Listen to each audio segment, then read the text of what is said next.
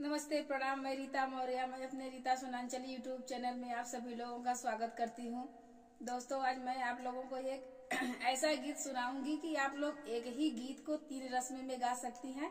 पहला रस्म है माटी कोड़ का, और दूसरा है कलश गोठने का, और तीसरा है लवा भूजने का।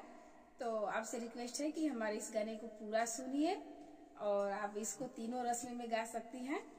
और दोस्तों, आजकल मेरी थोड़ी आवाज़ बिगड़ चुकी है, तो आप हमारे इसी आवाज़ के साथ मैनेज करिए और हमारे चैनल को सपोर्ट करिए।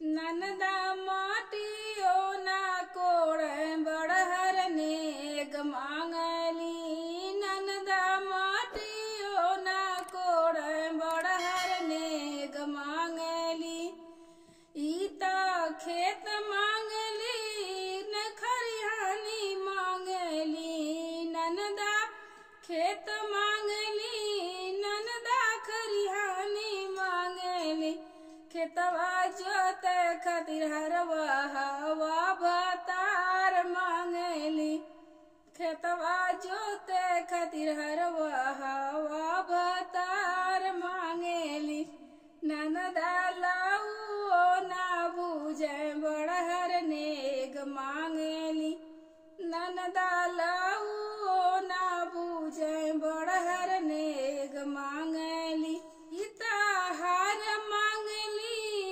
इता झुमका मांगली, इता हार मांगली ननदा झुमका मांगली, नथिया पहनावे खातिर सोनारा भतार मांगली, नथिया पहनावे खातिर सोनारा भतार मांगली, ननदा काला सोना गोठे बड़हर नेग मांगली, ननदा काला सोना गोठे बड़हर नेग मांगली, ईता साड़ी मांगली ईता साया मांगली, ननदा साड़ी मांगली ननदा साया मांगली, चोलिया सिए खातिर दरजी भतार मांगली, चोलिया सिए खातिर दरजी